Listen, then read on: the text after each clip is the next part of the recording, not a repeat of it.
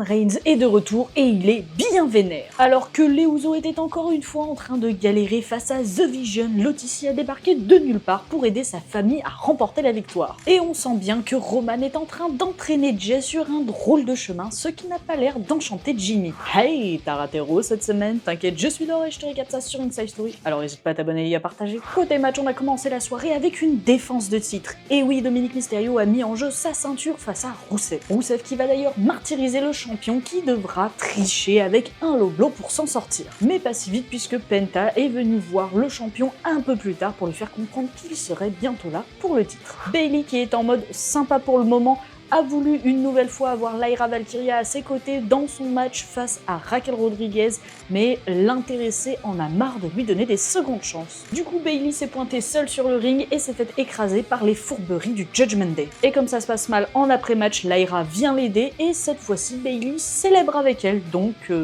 j'imagine que ça va. LA Knight, qui s'est embrouillé avec le New Day en coulisses, va se retrouver sur le ring face à Kofi Kingston et va l'écraser tout simplement. De toute façon, le New Day est là que pour perdre en ce moment. AJ Styles et Dragon Lee ont fait face aux Americanos qui, du coup, s'appellent Bravo et Rio.